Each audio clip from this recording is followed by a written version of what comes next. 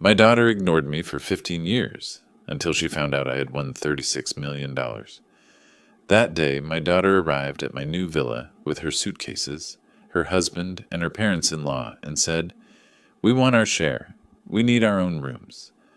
I smiled and did what I should have done a long time ago, and they regretted coming. Before we continue, please subscribe to the channel and write in the comments what time it is where you are now. The camera flashes burned white spots into my vision.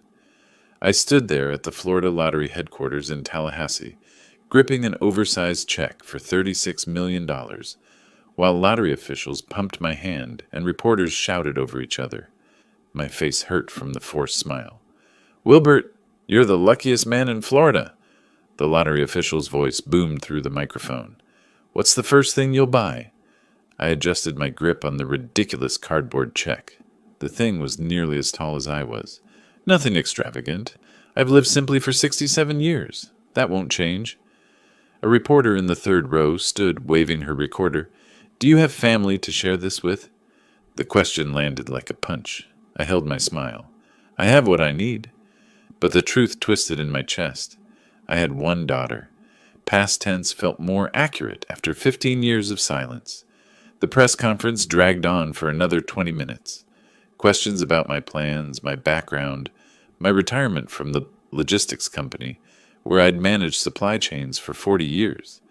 Every answer I gave became public record. My full name, my face plastered across screens. By Florida law, lottery winners couldn't hide. I felt exposed, vulnerable, like valuable cargo sitting on an unguarded loading dock. The money hit my account 3 days later. After federal and state taxes carved their portions, $21 million appeared in my checking account. 21 million. The number didn't feel real. I sat in my apartment that night, staring at the bank's website on my laptop. The balance mocked me with its string of zeros.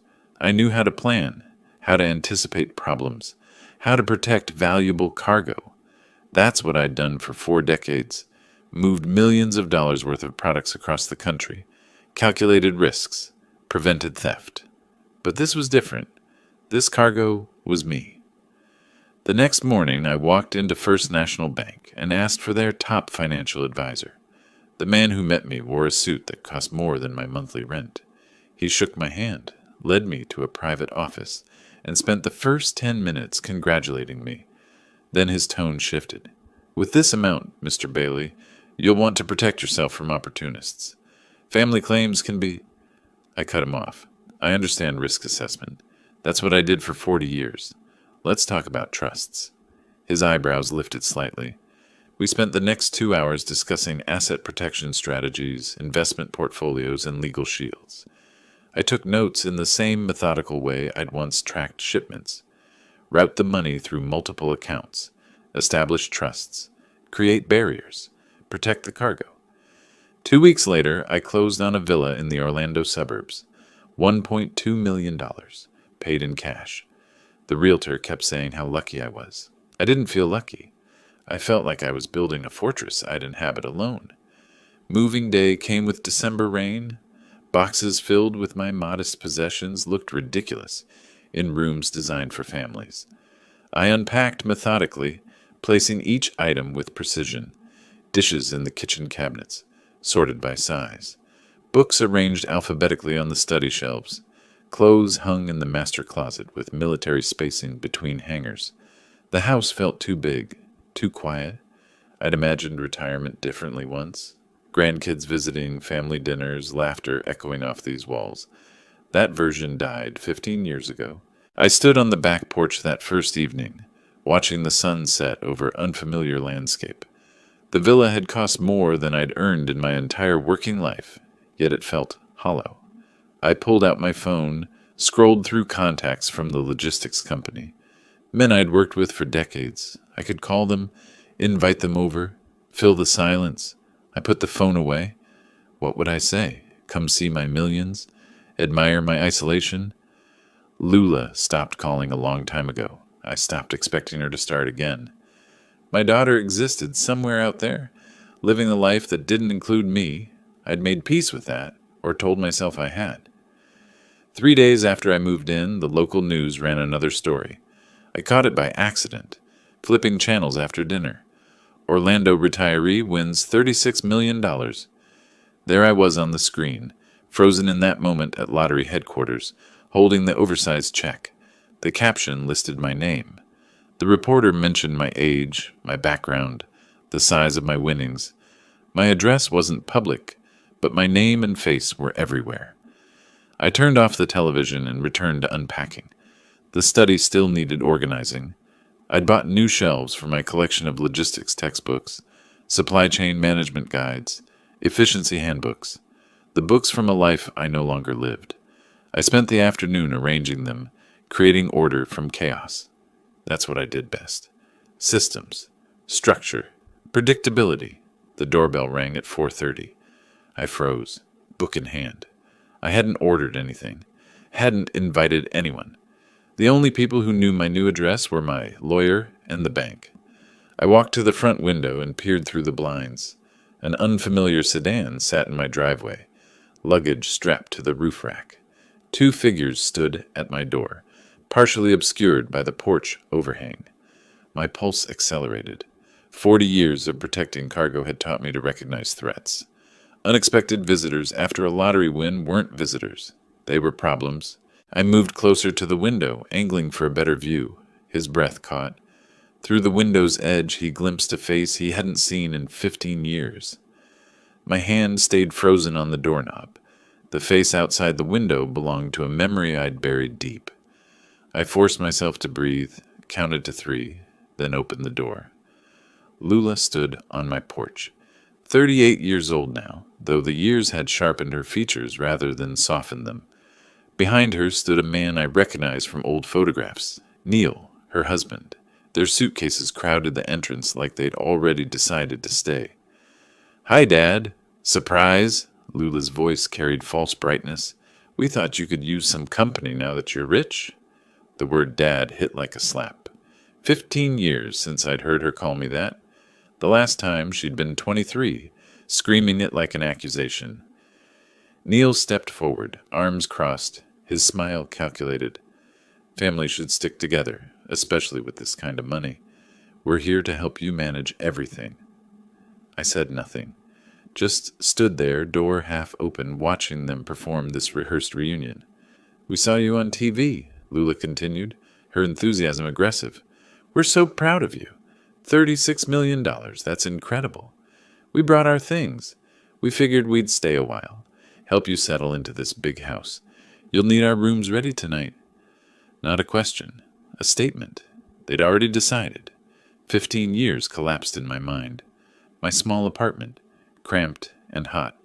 Lula standing in the living room, Neil behind her like a shadow. She was 23, engaged, planning a wedding. I'd saved $10,000 over 2 years, every spare penny from my logistics manager's salary. "We need $50,000, Dad." Young Lula's voice echoed in my memory. "For the wedding and Neil's investment opportunity.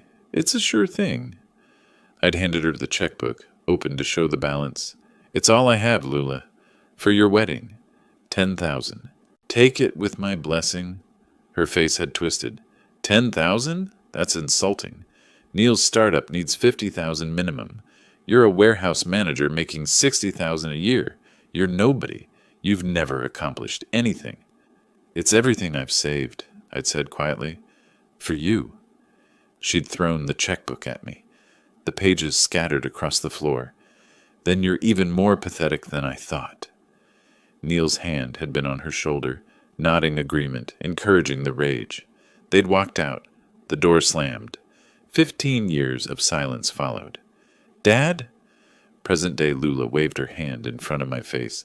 "Are you listening? We need to get settled." I snapped back. Lula stood there, smile bright, eyes calculating. Neil had already picked up a suitcase, stepping past me into the foyer without invitation. "You'll get exactly what you deserve," I said, my voice calm and measured. "Give me time to think about arrangements." Lula's smile widened. She exchanged a glance with Neil. They interpreted my words as agreement, as weakness. Neil carried their luggage inside, his eyes scanning the villa like he was cataloging assets. He paused at the new television, the leather furniture, the modern kitchen visible through the archway, calculating value. Lula walked through the house, opening doors. "This place needs work. The furniture's cheap. When are you upgrading?" She claimed the largest guest room. "This one's ours," then pointed to the second bedroom. "Neil needs office space for his business calls." I followed them silently, hands clenched at my sides, maintaining the careful neutrality I'd learned managing difficult clients. Show nothing, reveal no emotion, assess the situation. "We should talk about getting power of attorney set up," Lula said, testing me. "You're not getting any younger, Dad. Someone needs to help you make decisions about all this money." "I spent 40 years managing distribution," I said, each word deliberate. "I know how to allocate resources." Neil smirked. "Look, Wilbert, family takes care of family. You're sitting on millions now. Lula's your only daughter. We should discuss how to distribute resources fairly. We have some ideas about investments." "I'll think about what's fair," I interrupted, "and let me think." They settled into their rooms, unpacking like they owned the place. I heard them through the walls, their voices carrying. "He looks older," Neil said. "Frailer." "He'll listen to reason," Lula replied. "He always does." They hadn't come for me. They'd come for $21 million. I walked to my study, closed the door, locked it, leaned against the wood, breathing deeply, forcing my pulse to slow. Then I crossed to my desk, pulled out my phone, and searched. Estate planning attorney, Orlando, Florida. The first result showed a 5-star rating. Robert Chen, specializing in estate planning and asset protection. I dialed. "Chen Law Offices." The receptionist's voice was professional. "Robert Chen's office. I need a consultation about inheritance law and asset protection. Tomorrow, if possible. It's urgent." "Let me check his schedule." A pause. Keys clicking. "He has an opening at 9 a.m. tomorrow morning. Would that work?" "I'll be there." I hung up, pulled out a fresh notebook from my desk drawer, opened to the first page, wrote at the top, "Asset Protection Strategy." Outside my study, Lula and Neil's voices continued, discussing furniture upgrades, investment opportunities, how to convince me to share access to my accounts. I began writing. 40 years of supply chain management had taught me how to track valuable cargo, anticipate theft, implement countermeasures. This situation wasn't different, just required a different kind of logistics. They wanted what they thought I owed them. They'd walked away 15 years ago when I had nothing to offer except love. Now they'd returned because I had everything to take. I wrote faster, my handwriting sharp and precise. Names, dates, documentation. The truth about the checkbook thrown at my feet. The words Lula had screamed. Neil's calculating presence. Evidence. Protection. Planning. I'd spent my career ensuring valuable cargo reached its proper destination. This cargo, my money, my life, my dignity, would reach exactly where I intended. Through the walls, Lula laughed at something Neil said. The sound grated. "You'll get what you deserve," I'd told them. I meant it.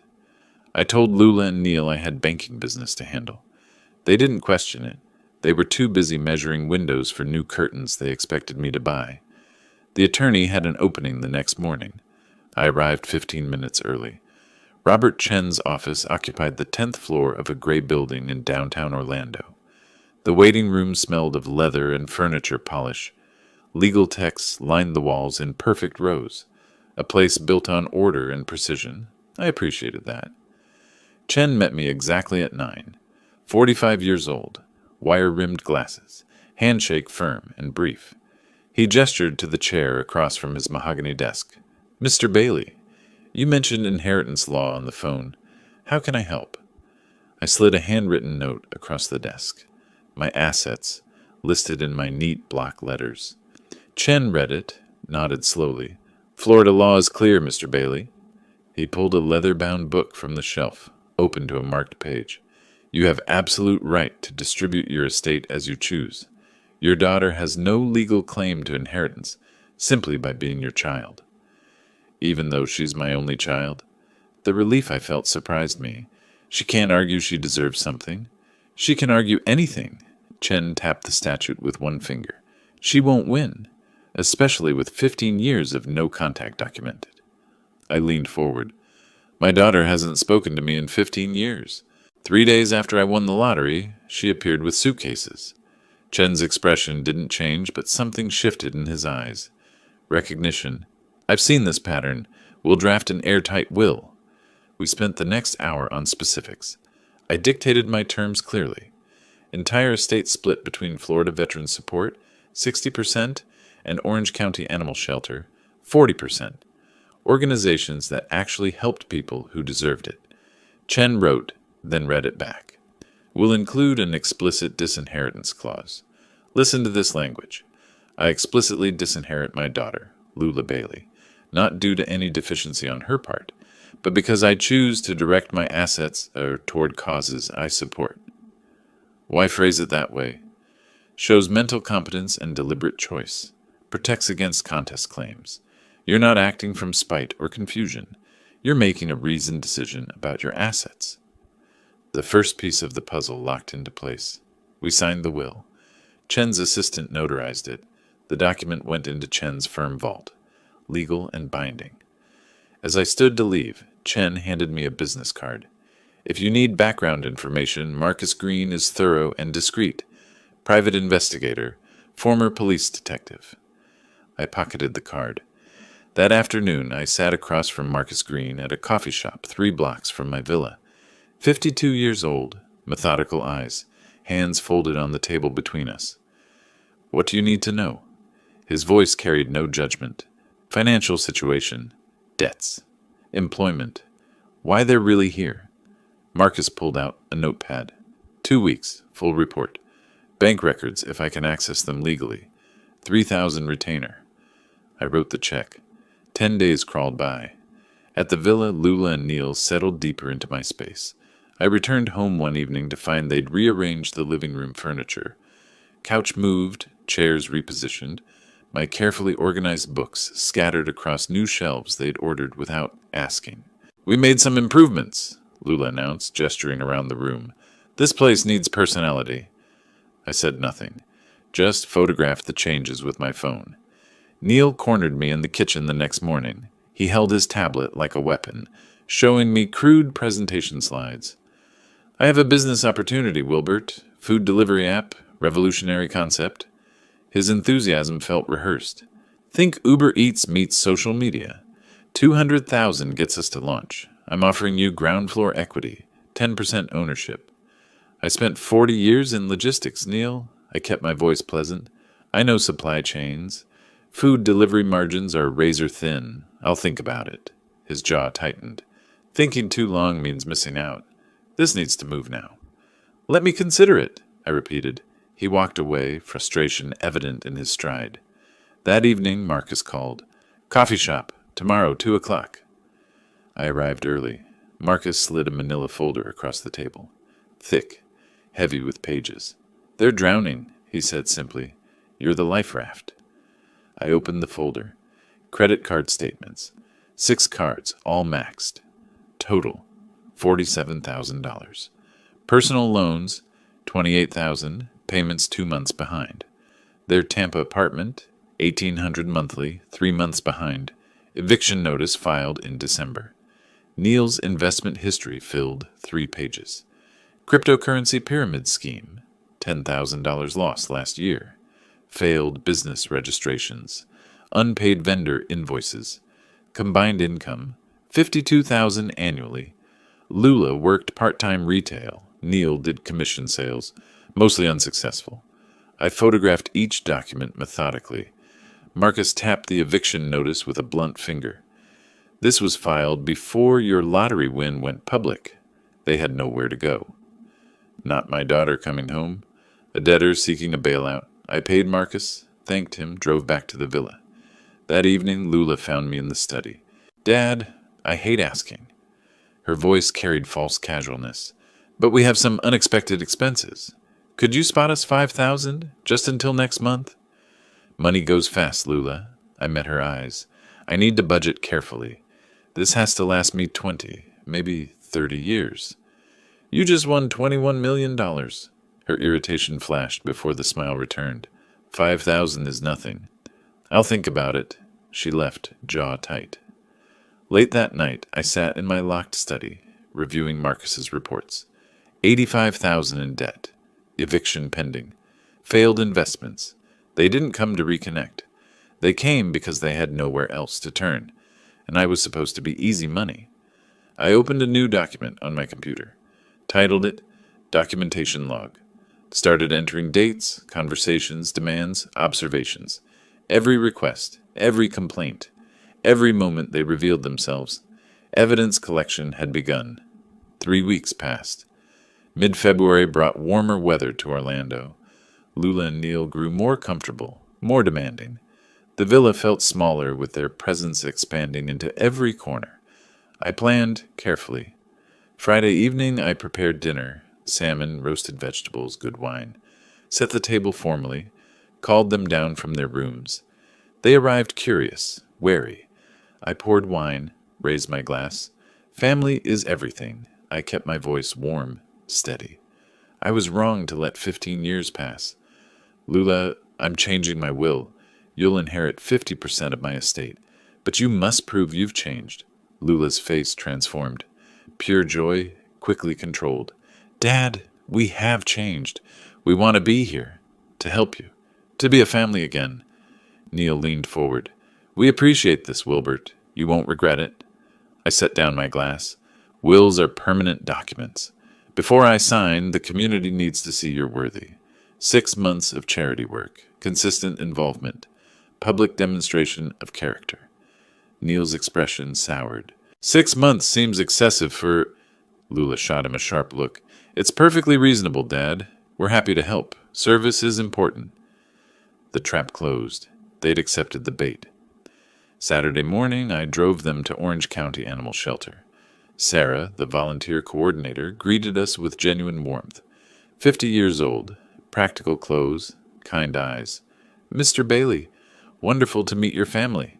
She shook Lula's hand, then Neil's. We always need volunteers. Let me show you around. The shelter smelled of disinfectant and dog food. Kennels lined the walls. Sarah explained the routine, feeding, cleaning, walking, socializing animals waiting for adoption. Lula's smile stayed fixed, but her eyes betrayed her. She stepped carefully around puddles, kept distance from barking dogs. Neil barely touched anything, hands jammed in pockets.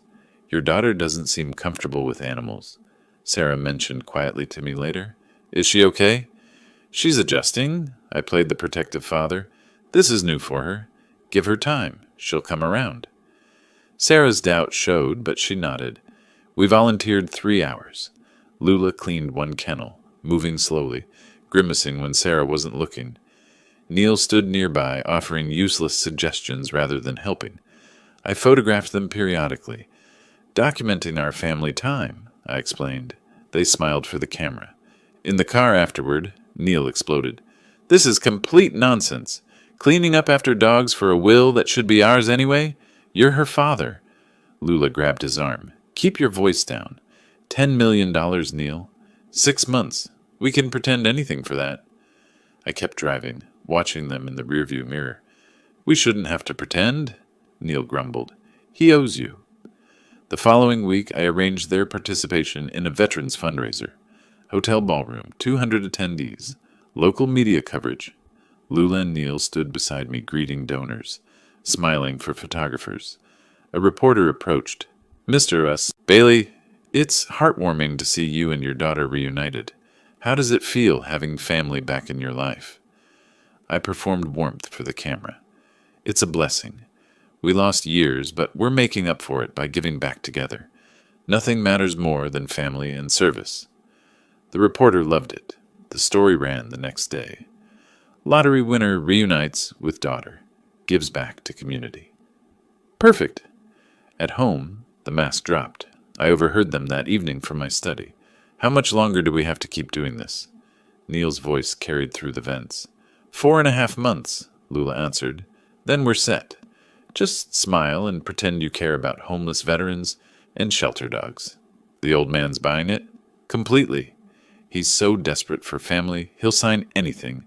We just have to play nice a little longer. I recorded every word on my phone. Florida's one-party consent law meant I could record conversations in my own home. Another piece of evidence filed away. 3 more charity events over the next 2 weeks. Each time, Lula and Neil performed their roles. Each time, they complained privately afterward. Each time, I documented everything. The food bank, where Neil complained about manual labor under his breath. The literacy program, where Lula checked her phone constantly while supposedly helping children read. The park cleanup, where both disappeared for an hour claiming bathroom breaks. Volunteers noticed. Comments filtered back to me. Your daughter seems distracted. The gentleman with you doesn't appear very engaged. Are they really interested in volunteering, or is this for publicity? I defended them publicly, assured everyone they were adjusting, learning, growing into their roles. Privately, I noted every observation, every complaint, every moment of their failure. Late at night in my study, I reviewed videos on my phone, footage from the animal shelter, Lula grimacing while Sarah demonstrated kennel cleaning, screenshots from the veterans event, Neil checking his watch repeatedly while donors spoke, photos from the park cleanup, both of them sitting on a bench scrolling phones while others worked. I saved each file to a folder labeled Evidence Collection. Then I opened a new document, titled it Phase 3, Escalation. Downstairs, Neil's voice drifted up through the floor. How much longer do we have to keep doing this? 6 weeks of charity performances. 6 weeks of documented contempt. They were getting impatient. Perfect. Late March evening, after another food bank shift, Neil found me in the kitchen while I washed my coffee cup. Lula appeared in the doorway behind him, coordinated, rehearsed. Neil stepped close, finger jabbing the air near my chest. 6 weeks of charity work. We've jumped through every hoop. $100,000. That's nothing to you. Call it an advance on inheritance. I set down the cup, stayed motionless. Inheritance is a legal term meaning assets transferred after death. I'm alive. My money remains mine. Typical? His sneer twisted his face. Sitting on millions while family struggles. Some father you are. Lula perched on the counter, legs swinging, head tilted in that practiced sympathy pose. Her voice dripped honey. Dad, we've proven ourselves. We've volunteered, done everything you asked. Don't you trust us yet? Trust is earned over years, not weeks. I kept my tone factual. And this isn't about trust. It's about financial responsibility. Her mask slipped, voice sharper. Financial responsibility? You won the lottery? That's not exactly prudent investment strategy. Neil lost control then. Let's be honest. You were nobody before that lottery ticket. A warehouse manager pushing boxes. You got lucky, nothing more. You don't deserve this money any more than we do. The insults rolled off me. I'd heard variations before. I worked 40 years, saved carefully, lived within my means. What have you earned, Neil? We're earning it now, suffering through your charity parade, pretending to care about your legacy. Lula didn't stop him, just stood there, arms crossed, nodding. Her silence spoke volumes. I offered what I could afford 15 years ago, I said. I'm offering what's fair now, nothing. Neil stormed out. The guest room door slammed hard enough to rattle the pictures on the wall. 30 minutes later, the doorbell rang. Diane Foster stood on my porch holding a container of homemade cookies. 62 years old, friend from the senior center, kind eyes behind bifocals. Thought I'd drop these by, she smiled. Haven't seen you at the center in weeks. I let her in. Lula was in the kitchen, angrily washing dishes she'd thrown into the sink. Neil's door remained closed. Diane sensed the atmosphere immediately. Did I come at a bad time? Just family discussion. Nothing serious. We sat on the front porch with coffee. Spring air carried the scent of someone's jasmine hedge. Through the open window behind us, voices carried clearly. Neil to Lula. Your father is a selfish old man. After we get the inheritance, we're done with him. Lula's response. 6 months. We can tolerate him for 6 months. Then we never have to see him again. Diane's hand covered her mouth. She turned to me, shock written across her face. I appeared unsurprised. She whispered, Wilbert, you heard that. I know exactly what they are. They're using you. You need to protect yourself. Cut them off now. I pulled out my phone, opened the recording app. Florida law allows me to record conversations in my own home. I've been collecting evidence. Her eyes widened. You're building a case. You've been planning this from the start. I learned planning and logistics in 40 years of work. I know how to execute a strategy. After Diane left, I positioned my phone on the living room bookshelf between two books, recording light hidden, angled toward the seating area. Years of logistics optimization taught me efficient placement. I returned to the kitchen where Lula and Neil had emerged. No advances, no loans. I kept my voice level. The will stands as promised. 50% after I'm gone, not before. Neil's laugh came out bitter. After you're gone? And when will that be? The implicit threat hung there. Lula quickly covered. Neil didn't mean that. We're just frustrated. I understand frustration. I met Neil's eyes. You know, statistically, lottery winners don't live long. Stress, sudden lifestyle changes. When will that inheritance actually kick in? Neil means we hope you live forever, Dad. Lula's voice rose slightly. We're just planning for the future, whenever that is. I plan to live a long time. I smiled without warmth. Very long. Decades, hopefully. You might be waiting a while. Neil's jaw clenched. He left the room without another word. Late that night, I sat in my study with headphones, playing back recordings. Neil's insults, failure, nobody. Selfish old man. Lula's private admission, tolerate him for 6 months, then never see him again. Neil's veiled threat about my death. I transferred the files to Robert Chen via encrypted email. Subject line, additional evidence of character, March recordings. Every word they spoke tightened the noose they didn't know they were wearing. My phone buzzed at 6:30 in the morning. Unknown number, I answered. Mr. Bailey? This is Patterson and Associates. We represent your daughter, Lula Bailey, in a matter of familial support obligations. I sat up in bed. Go on. Ms. Bailey has retained our services to pursue legal remedies regarding financial support. We're requesting $5,000 monthly support payments, citing Florida filial responsibility statutes. Send me the formal notice. I hung up. They'd hired a lawyer. Escalation as expected. I texted Robert Chen. Opposing counsel made contact. Need meeting today. His response came within minutes. 10 a.m., my office. I told Lula and Neil I had banking business. They didn't question it, too busy celebrating their legal strategy over breakfast in the kitchen. Robert Chen spread the formal letter across his desk. Patterson and Associates letterhead, 3 pages of legal posturing. Weak case, Chen said immediately. Florida filial responsibility laws exist, but rarely apply. They'd need to prove you're legally obligated to support an adult child. You're not. Can they win? No, but they can make noise. Cost you time and legal fees? That's the strategy. Annoy you into settling. I'm not settling, Chen nodded. Then we prepare our defense. I'll draft a response citing your documented generosity 15 years ago, their subsequent abandonment, their recent opportunistic return. We'll mention the charity work requirement you imposed. Shows you're not withholding support capriciously. What about the recordings? We'll hold those in reserve. Let them pursue this action. Every step they take generates more evidence of bad faith. I drove back to the villa midday. Lula and Neil waited in the living room. Their lawyer must have called them. Dad, Lula stood, tears already flowing, performance ready. We hired a lawyer because we're desperate. You won't help us, and we have nowhere else to turn. Is this what you want? Your daughter homeless? The 15-year-old wound opened. I felt my control crack. You had somewhere to turn 15 years ago.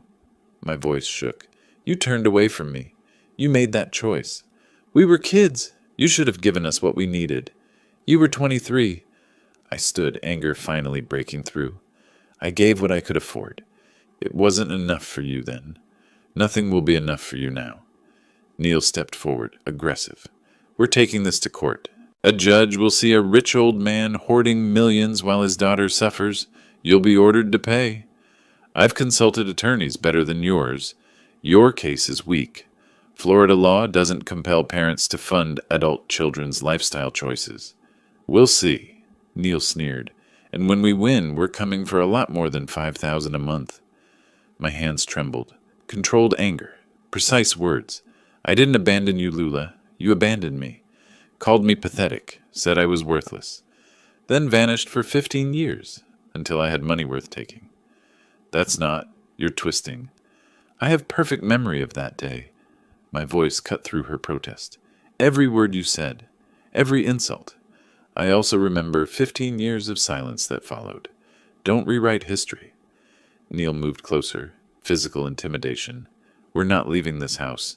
You try to force us out, it'll strengthen our legal case. Heartless father evicting struggling daughter.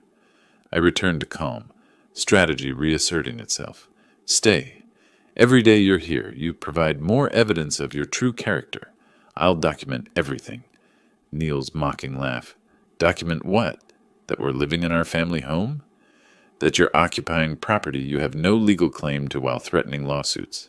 Yes, that's exactly what I'll document. They left me standing in the living room. I returned to my study, hands still shaking. The emotional release had been necessary, but dangerous. I couldn't afford to lose control again. Late that night, I reviewed the villa's floor plan, marked recording device locations with red dots. Kitchen, living room, hallway near guest rooms. Comprehensive coverage. Loud voices from the guest wing. Lula and Neil arguing. Her voice carried, "This isn't working. He's not scared." Neil's response. "Then we need something bigger. A public event where he can't hide." I leaned closer to the door, recording phone in hand. A notification appeared on my computer screen. Reminder, Orange County Veterans Gala, April 15th. Speech requested. I stared at the date. 3 weeks away. 3 weeks to prepare. 3 weeks while Lula and Neil plotted their next move. I had bigger plans of my own. Robert Chen's conference room table disappeared under evidence. Recordings, photos, detective reports. We reviewed everything methodically. The Veterans Gala has 300 expected attendees, Chen said, tapping the venue layout. Local media coverage, prominent community members, perfect venue for revelation. I clicked through the presentation on his laptop. Audio clips edited for clarity, photos arranged chronologically, timeline graphics. I want everything public. Their own words, their own actions. No spin, no interpretation, just facts. Once those recordings play publicly, Lula and Neil will retaliate legally. Chen's eyes met mine. Defamation lawsuit, emotional distress claims, everything they can file. Truth is absolute defense against defamation. I have receipts, timestamps, witness corroboration, let them sue. Chen nodded slowly. Then we're ready. I'll have our litigation team on standby for immediate response. 2 weeks before the gala, I found them in the villa living room. I held formal invitations embossed with gold lettering. I'm being honored at the Veterans Gala for my charitable contributions. I kept my voice warm. Despite our current difficulties, I want my daughter there when I announce my charitable legacy plans. Lula's eyes narrowed. You're announcing the will publicly? In front of everyone? I'm announcing my long-term plans, yes. Family should be present for significant moments. Neil's face lit up. We'll be there. Wouldn't miss it. They thought they'd won. The week before the event, I stood in the Ritz-Carlton ballroom with the AV technician. We tested every audio clip, every transition. Volume levels good here? The technician adjusted speakers. Neil's voice filled the empty ballroom. The old man is nothing without that lottery money. Perfect, I said. May 15th arrived.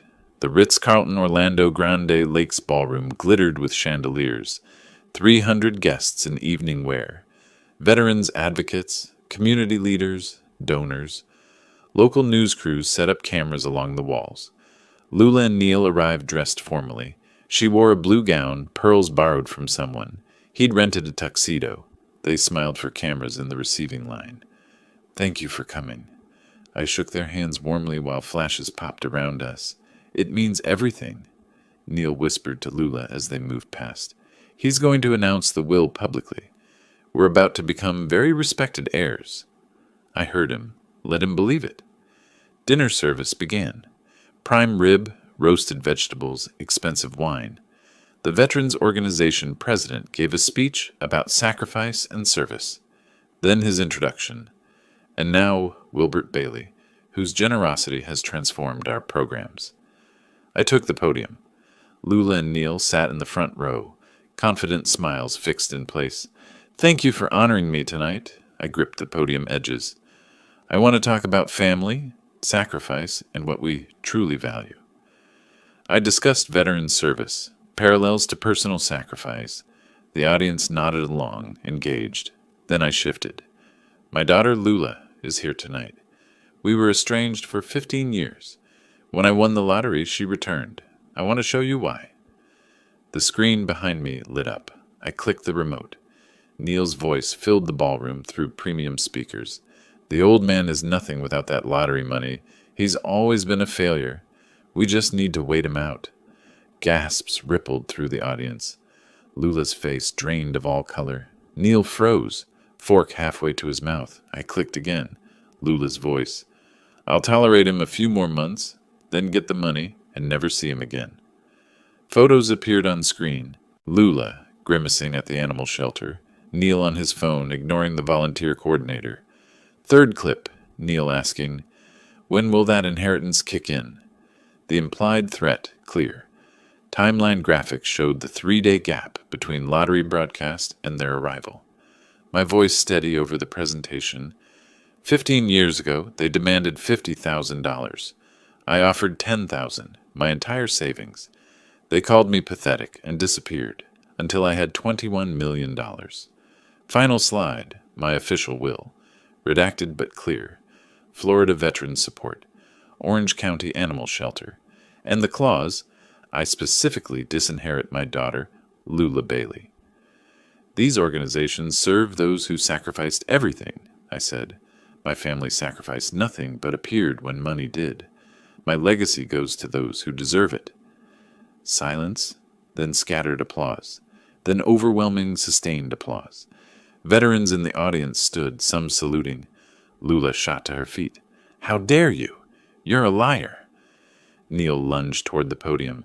Security guards in black suits intercepted smoothly, professional hands redirecting him toward the exit. That's out of context, Lula screamed. You recorded us illegally. Florida is a one-party consent state. My voice remained calm, amplified through the microphone. These recordings are completely legal, and context doesn't change your words. An older veteran stood during the applause. Sir, you honor us by ensuring your legacy supports those who served. Your family's betrayal makes your generosity even more meaningful. Genuine emotion cracked my composure for the first time. You gave years of service. They gave 3 days of performance. The choice was obvious. Security escorted Neil and Lula toward the exit, still shouting. Reporters followed, microphones extended, cameras rolling. This isn't over, Neil's voice carried across the ballroom. You can't humiliate us publicly and get away with it. I stood at the podium, microphone still live. I didn't humiliate you. I played your own words. You humiliated yourselves. Lula screamed from the doorway. We're family. You owe us. My final response. I owed you love and support when you were a child. I gave that. You owe me nothing now. I owe you nothing. We're even. The doors closed behind them. The ballroom erupted in applause again. I stayed at the podium, composed, as chaos swirled in their wake. 6 days later, Robert Chen called. They filed. Defamation, emotional distress, elder exploitation, everything we expected. How bad? Weak. Patterson and Associates, the same firm from before, asking for $5 million in damages. Judge Margaret Holloway assigned. She's fair, but doesn't tolerate nonsense. 2 weeks later, I stood outside Orange County Courthouse. June morning, humid, sun already intense. Chen met me on the steps. Both hearings today, he said. Eviction at 10, defamation preliminary at 2. Efficient scheduling. The eviction hearing took 20 minutes. Lula and Neil's attorney couldn't dispute the facts. They'd refused to leave when asked. No lease, no rental agreement, no legal right to occupy my property. Judge Holloway's gavel fell. 30 days to vacate. Next case. The defamation hearing drew more attention. Media packed the gallery. My presentation from the gala had gone viral. Local news, social media, national coverage. Patterson, their attorney, looked tired. Your Honor, Mr. Bailey deliberately humiliated our clients in a public forum, causing severe emotional distress and reputational harm. Judge Holloway turned to Chen. Response? Truth is an absolute defense to defamation in Florida. Chen placed authenticated recordings on the bench. Every statement Mr. Bailey made was substantially true, supported by audio evidence, photographic documentation, and witness testimony. The recordings were made without consent, Patterson objected. Florida is a one-party consent state, Chen replied calmly. Mr. Bailey was present for, or the subject of, every recorded conversation. Completely legal. Judge Holloway reviewed the evidence, listened to audio clips through headphones, studied photos, read witness statements from Diane Foster and shelter volunteers. She removed the headphones.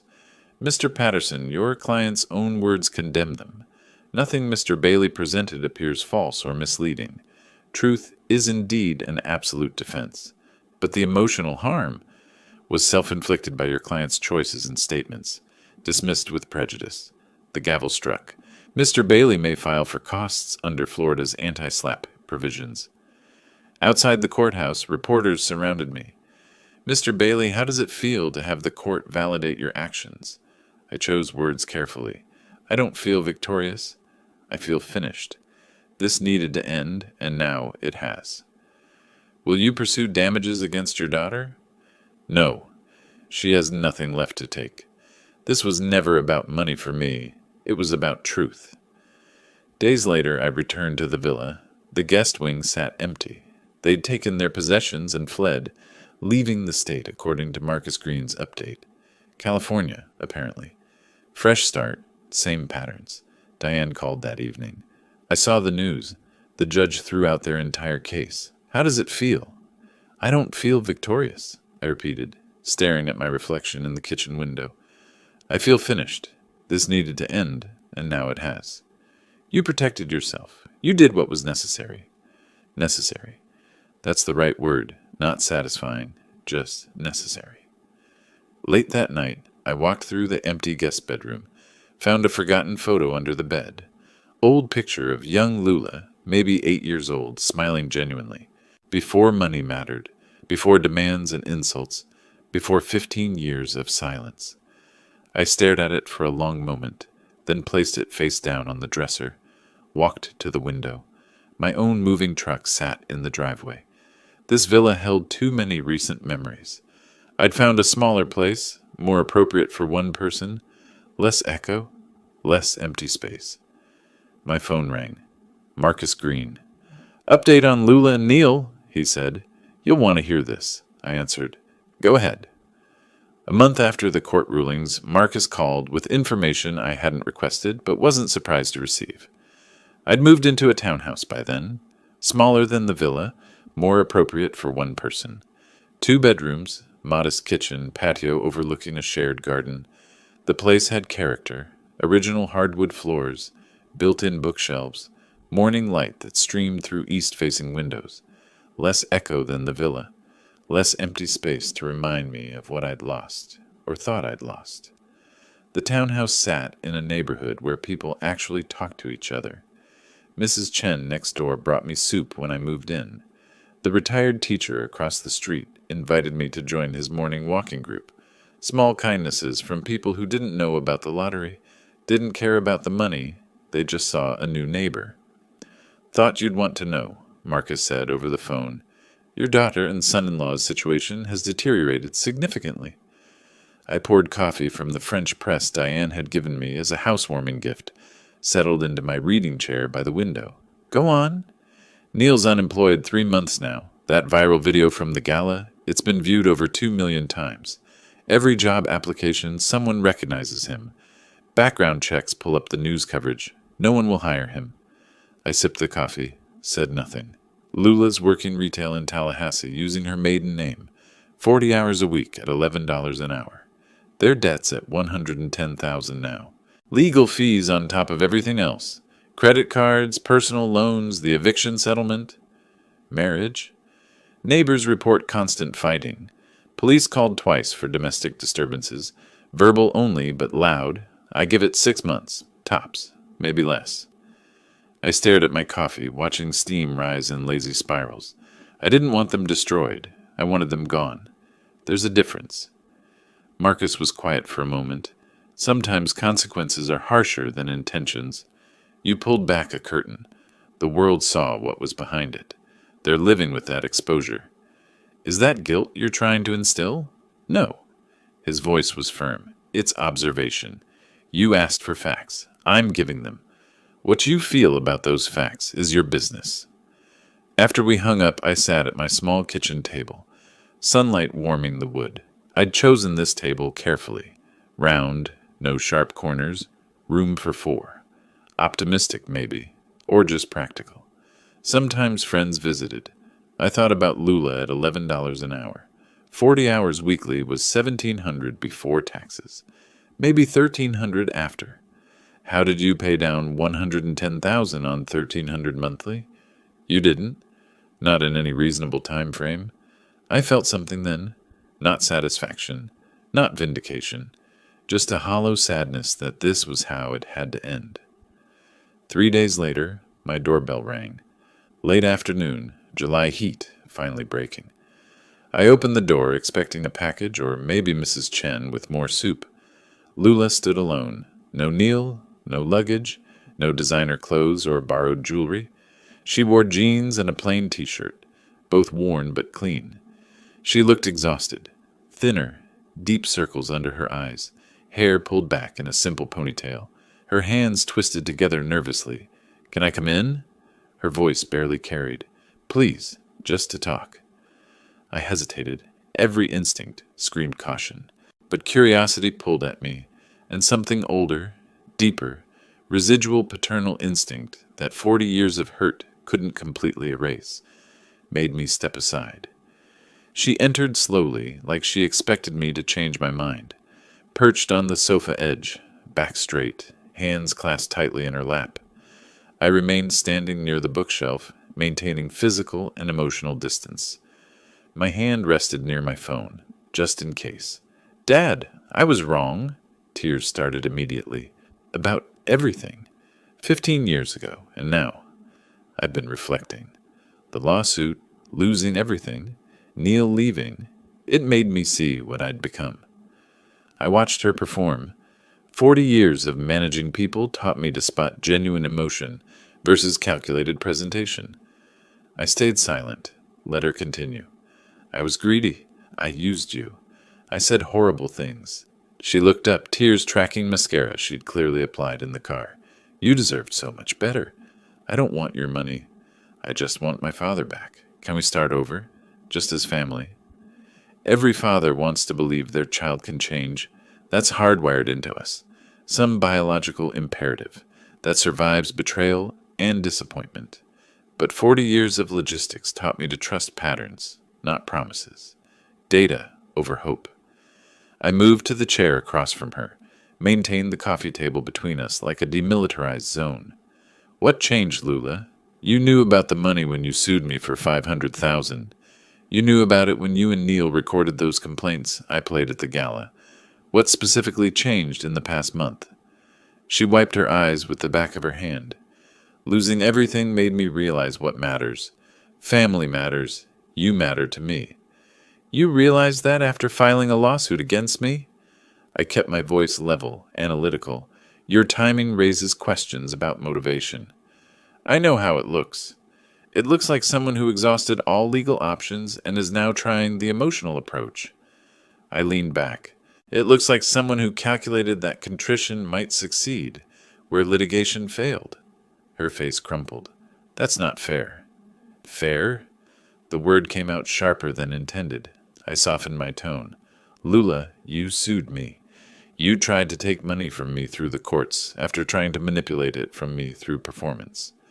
Now you're here claiming you just want family. Do you understand why I'm skeptical? She started crying harder. I've changed. I have. Neil leaving, losing the court case, working retail. It humbled me. I see everything differently now. I stood, walked to my desk, retrieved a document from the drawer, returned and handed it to her. This is my final will, notarized last week. Read the relevant sections. She took the papers with trembling hands. Started reading. Her face went through several expressions. Confusion, disbelief, shock, anger. She read one section twice, then looked up at me. $1? Your own daughter inherits $1 while strangers get millions? Not strangers. I sat back down, crossed my legs. Organizations serving those who gave everything and asked for nothing. Veterans who sacrificed years of their lives. Animals who never had choices. Elderly people who worked hard and still struggle. The opposite of what you've done. But I'm your daughter, which is why you get $1 instead of nothing. I leaned forward, hands folded. Florida law requires specific mention to prevent accidental omission claims. That dollar proves I didn't forget you. I explicitly chose this. Her hands shook, rattling the papers. How can you do this? Let me be very clear about something. I held her gaze. I love you, Lula. That's not conditional. You're my daughter, and some part of me will always love you. But I don't trust you. Love doesn't require trust, but relationships do. You destroyed trust 15 years ago when you called me pathetic and walked away. You destroyed it again this year when you returned only because I had money. That's not true. It is true. 3 days after my lottery win aired on television, you showed up. 15 years of silence and suddenly 3 days. The timing tells the story. How can you say you love me while cutting me out? Her voice rose, tears flowing freely. That's not love. Love means wanting good for you. Trust means believing you want good for me. I kept my voice steady. I have one, not the other. I want you to be happy, healthy, successful. I want you to find genuine relationships and purposeful work. That's love. But I can't rebuild what you won't stop breaking. That requires trust. She stared at the will, then back at me. So that's it? I get nothing. You get the consequences of your choices. We all do. I gestured at the document. I'm leaving my estate to organizations that help people who sacrificed without expecting reward. People who serve others instead of serving themselves. That's the legacy I want. Not family name, not bloodline, impact and service. The tears stopped abruptly, like turning off a faucet. Rage flooded her face, replacing the calculated desperation. After everything, you're really leaving me? $1? She stood, papers falling to the floor. You're a bitter old man hoarding money. You'll die alone with your precious charities. No family, no legacy except checks to strangers? I remained seated, calm. I won't die alone. I'll die surrounded by people who cared about me before I had money, and who'll care after I'm gone. People who volunteer beside me at the shelter, friends at the senior center, neighbors who bring me soup. You had that opportunity twice, once 15 years ago, again this year. You chose differently both times. She stormed toward the door, face twisted with fury, turned back, finger pointing. I hope you enjoy being right. I hope your righteousness keeps you warm at night. I'm not trying to be right, I spoke to her, retreating back. I'm trying to be safe. There's a difference.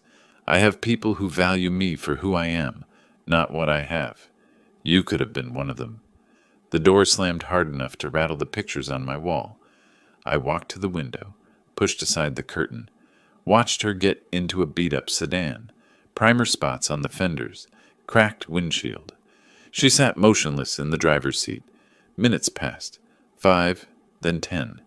I could see her shoulders shaking, hands pounding the steering wheel repeatedly. Grief or rage, I couldn't tell. Maybe both. Then the engine started. She backed out fast, tires squealing slightly on the asphalt. The car disappeared around the corner. I stood at the window long after she'd gone, hand resting on the curtain. This was the ending. Not the one I'd wanted as a young father holding a newborn daughter in the hospital, counting her tiny fingers, imagining her future. Not the one I'd dreamed about during her childhood, teaching her to ride a bike, helping with homework, planning for her college years, but the one her choices created, and mine. The acceptance of that felt heavy, but not crushing, just real. That evening, Diane arrived with dinner. I'd mentioned Lula's visit when she called earlier, and she'd insisted on coming over. She brought her famous chicken pot pie, still warm from the oven. We sat on my small patio, evening cooling the summer air. The shared garden below showed signs of careful tending. Tomatoes on stakes, basil in containers, marigolds bordering the paths. "How do you feel?" She set down her fork, studied my face. "Sad, but certain." I met her eyes. She didn't come to reconnect. She came to position herself for future access. I heard it in every word, saw it in every gesture. This was strategy, not sincerity. Diane nodded slowly. "How could you tell?" The tears stopped the instant I made the inheritance final, like flipping a switch. Grief doesn't work that way. Manipulation does. You gave her every chance. Multiple chances. 15 years ago, I offered what I could. This year, I offered charity work as a path to rebuild trust. Tonight, I would have accepted genuine accountability. She chose performance every time. Diane reached across the small table, squeezed my hand briefly. "The Senior Center is organizing a fundraiser for the veterans program you support. They want to name a scholarship after you. The Bailey Veterans Scholarship." I shifted uncomfortably. "I don't need my name on anything." "It's not about what you need. It's about what your actions inspired in others." She smiled. "You donated $250,000 to their programs. That matters. That creates change. Let people honor that." My phone rang. Jerry from the retirement community, inviting me to join their weekly poker game Wednesday nights. I accepted, made a note on the calendar. Before I could set the phone down, it rang again. Sarah from the animal shelter, thanking me for the recent donation that funded their new medical wing. Would I attend the ribbon cutting next month? After the second call, I looked up to find Diane watching me with knowing eyes. "What?" I asked. "You're building something?" She gestured with her wineglass. "A life, a real one. Not the isolated existence you had at the villa, and not the family you tried to force into being. This is organic. Real connections with real people." I realized something then, sitting in the cooling evening with a friend who asked nothing from me except my company. This was my family now, chosen, not inherited, built on mutual respect and genuine care, not obligation or financial incentive. "I spent 40 years optimizing supply chains," I said quietly, "moving resources from point A to point B efficiently. I'm doing the same thing now, just with time and money instead of cargo, directing it where it's needed, where it'll do the most good." "Logistics of generosity," Diane said, "something like that." We sat in comfortable silence as stars emerged one by one above the garden. Somewhere Lula was driving back to Tallahassee, back to her minimum wage job and mounting debt, back to consequences she'd created. I felt no triumph in that, no satisfaction in her struggle, just the quiet certainty that I'd protected myself while staying true to my values, that I'd drawn necessary boundaries while maintaining my capacity for love, even if that love existed at a safe distance. The evening deepened. Diane gathered the dishes. "Same time next week." "I'll be here." After she left, I remained on the patio. The townhouse lights glowed behind me, warm and welcoming. My home, my space, built for one but open to many. Earned peace felt different than I'd imagined. Not triumphant, not complete, just sustainable. That was enough. Late August brought cooler mornings and the promise of autumn. I'd developed a routine that felt sustainable, even comforting in its predictability. Coffee on the patio at sunrise, watching the shared garden wake up. Volunteer work 3 days weekly, animal shelter, Tuesdays, Veterans Center, Thursdays, literacy program Saturdays, poker game Wednesday evenings with Jerry and the retirement community group, Sunday brunch with Diane at the corner cafe. Simple, purposeful, mine. The townhouse had become more than just a place to sleep.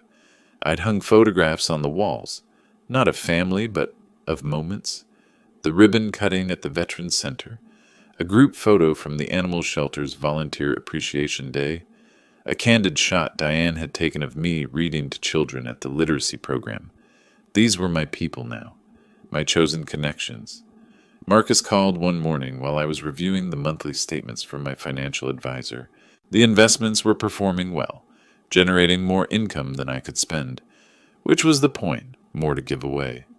Final update, then I'm closing your file, Marcus said without preamble, professional to the end. Go ahead. Lula and Neil divorced. Papers filed in Tampa last week. Irreconcilable differences, no fault filing. She moved in with her mother in Georgia, Savannah area. He disappeared. California, maybe Nevada, using different names according to my contacts. They're done. Completely. I absorbed this information, waiting for some emotional response. Relief? Satisfaction? Nothing came. Just acknowledgement of facts. Appreciate you keeping me informed, Marcus. One more thing. He paused, and I heard papers rustling. A letter arrived at my office for you. From Lula. Postmarked Savannah, Georgia. Want me to open it? My hand tightened on the phone. Send it. I'll decide whether to read it. Understood. I'll mail it today. Wilbert, he paused again. You did what you had to do. Don't second guess it. I'm not. Good. Take care of yourself. The letter arrived 2 days later in a plain manila envelope from Marcus's office. Inside, a single white envelope addressed in handwriting I barely recognized. Neater than I remembered, with careful formation of each letter. Almost like she'd drafted it multiple times before committing to final copy. I sat on the patio with it, holding the envelope without opening. Sunlight filtered through the oak tree overhead, dappling the table. Birds sang in the garden below. Mrs. Chen was planting mums in the beds near the walking path. Normal life happening all around me. Diane was due in an hour.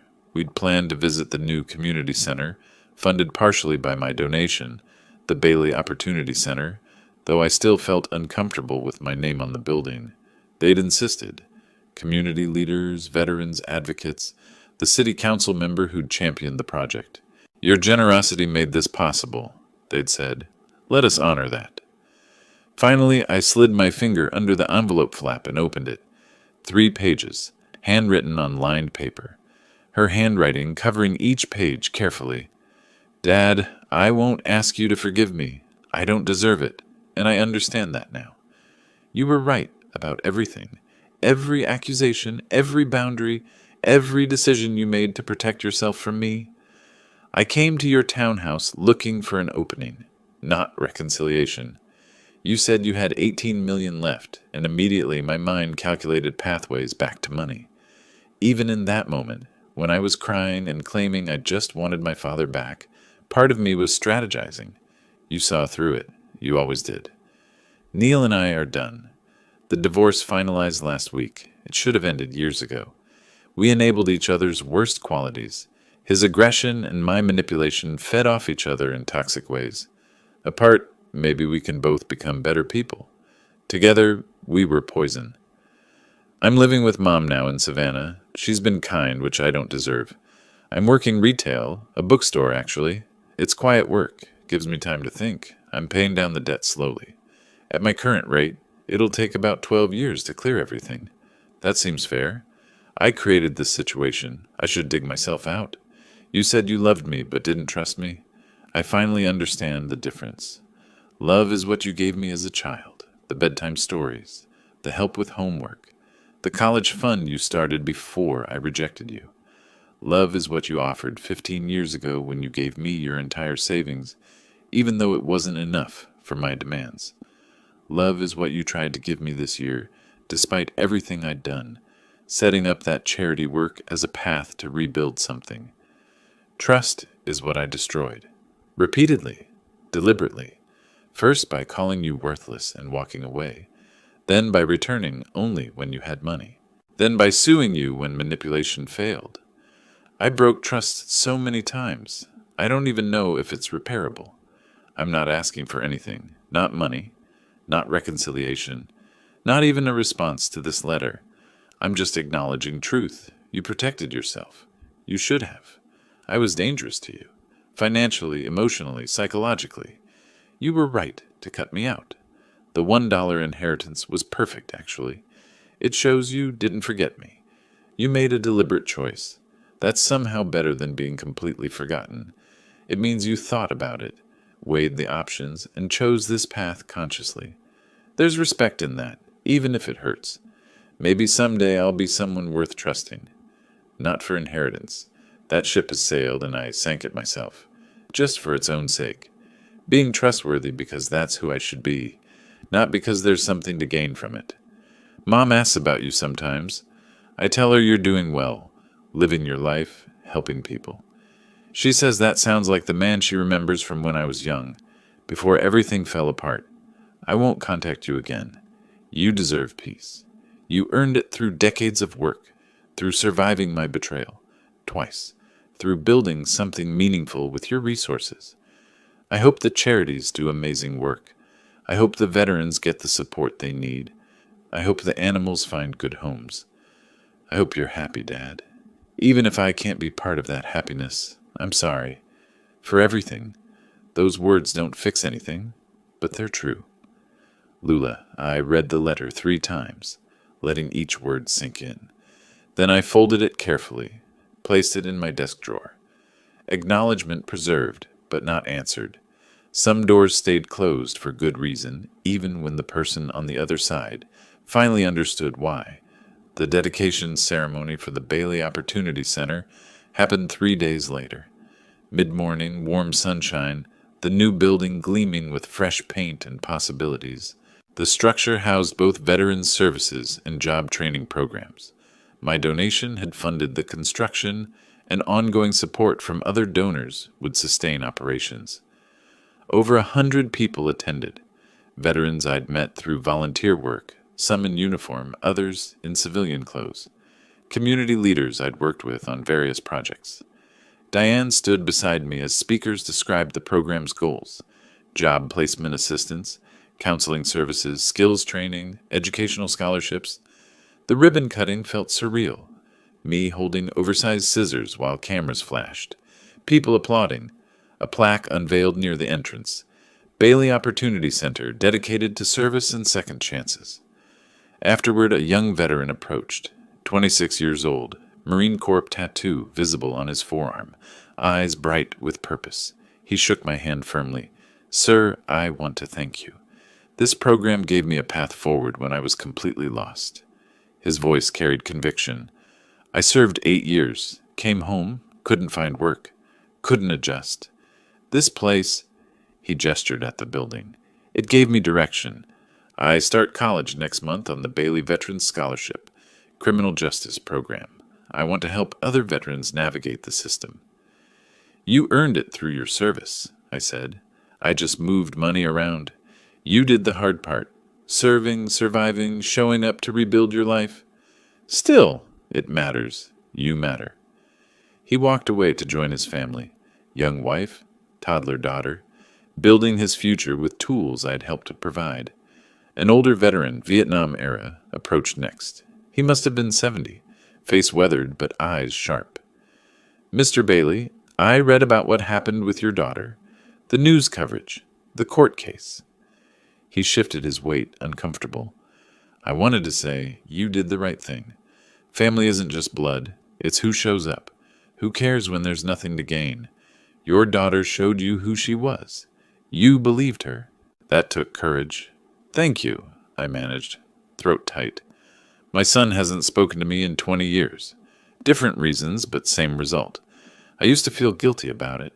Your story helped me understand. Sometimes love means distance. Sometimes protection requires boundaries. He gripped my shoulder briefly. You gave your resources to people who earned it through service. That's honorable. Don't let anyone make you feel otherwise. The conversations continued. Person after person sharing how the programs had helped them, thanking me for making it possible. Each story reinforced what I'd chosen: impact over inheritance, service over bloodline, purpose over family obligation. Over the following weeks, I saw the ripple effects multiply. 50 veterans receiving educational funding through the scholarship program, 200 animals finding permanent homes through improved shelter facilities, medical care, behavior training, adoption support, elderly community members accessing services they needed, meal delivery, transportation, social programs preventing isolation. The literacy program expanded to serve 3 additional schools. The food bank bought a refrigerated truck with my donation, tripling their capacity to serve families. The youth mentorship program hired 2 full-time coordinators, supporting at-risk teenagers toward graduation. My lottery winnings, that random stroke of luck, that ticket purchased on impulse at a gas station, was creating waves of positive change that would continue long after I was gone. A legacy built on purpose and impact rather than family name or genetic connection. One evening in late August, Diane and I sat on my patio, watching the sunset paint the sky in shades of orange and purple. She'd brought wine and cheese, turned our weekly dinner into an impromptu celebration of nothing in particular, just existing together, which had become its own kind of celebration. Second-guessing yourself, she sipped her wine, eyes on the horizon. No, mourning what could have been, maybe, but not questioning what had to be. I watched clouds shift colors as the sun descended. When Lula visited, when she sat on my sofa crying, I saw a calculation in her eyes. The performance. She mentioned 18 million, and I saw her mind working, computing angles. She wasn't there for reconciliation. She was there for positioning. You gave her every chance, multiple chances over multiple decades. She made her choices. You made yours. That's not cruelty. It's survival. My phone buzzed. Text from Jerry about Wednesday's poker game. Another from Sarah at the animal shelter about volunteer appreciation dinner next month. A third from the senior center about their upcoming fundraiser. You know what I realized? I set down my wine glass, turned to face her. For 40 years, I managed supply chains, moving things from where they were to where they needed to be, optimizing routes, minimizing waste, ensuring valuable cargo reached the right destination. That's what I'm still doing, just with money instead of cargo, moving resources to people who need them, who'll use them well, who deserve support. Diane smiled, that knowing expression I'd come to appreciate. Logistics of generosity. You've said that before. I think you've finally internalized it. Maybe.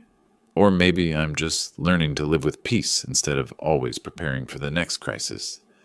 I gestured at the garden below, the townhouse behind us, the simple life I'd built.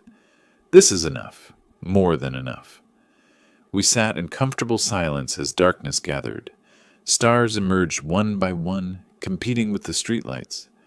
Somewhere in Savannah, Lula was working her bookstore shift, paying down debt, living with consequences.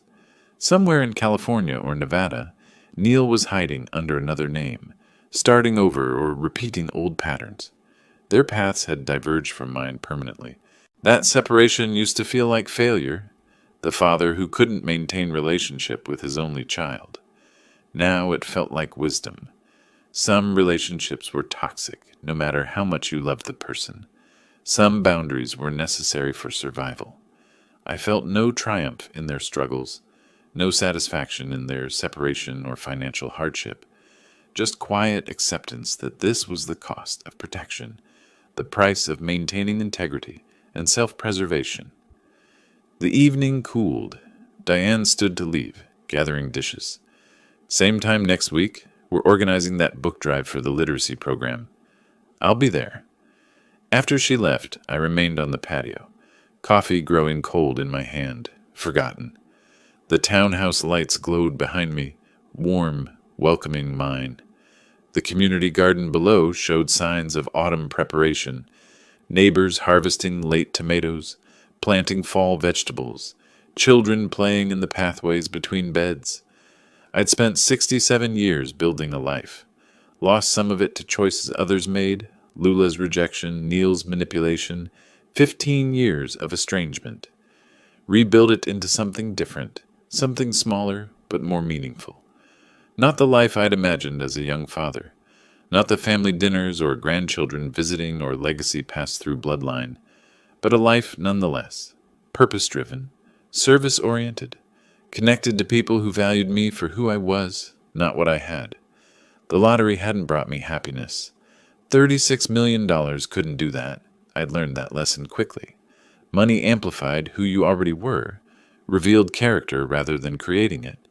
It had given me resources to create purpose, help others, build boundaries, choose family based on mutual respect rather than genetic obligation. That was enough, more than enough. Peace found me here, in this quiet townhouse, with this chosen community, doing this purposeful work. Not dramatic peace, not the triumphant vindication I might have imagined. Just sustainable daily peace, waking up without dread, going to bed without regret, spending days doing work that mattered to people who appreciated it. The letter from Lula sat in my desk drawer. Acknowledgement of truth, apology without expectation of response. I wouldn't answer it. Some doors stayed closed, even when the person on the other side finally understood why they'd been locked. But I also wouldn't throw it away. It represented growth, however late. Recognition of harm caused, acceptance of consequences. That deserved preservation, even if it didn't warrant response. The moon rose over the garden, nearly full. I finished my cold coffee, stood, stretched muscles stiff from sitting. Tomorrow I'd volunteer at the animal shelter. Tuesday's routine. Then Wednesday poker game. Thursday Veterans Center. Saturday literacy program. Simple rhythms. Chosen obligations. Purposeful days. I'd won the lottery and lost my daughter. Gained millions and lost family. But I'd found something else. Community. Purpose. Peace. Finally. If you like this story, please like this video, subscribe to the channel, and share your impressions of this story in the comments. To listen to the next story, click on the box on the left. Thank you for watching.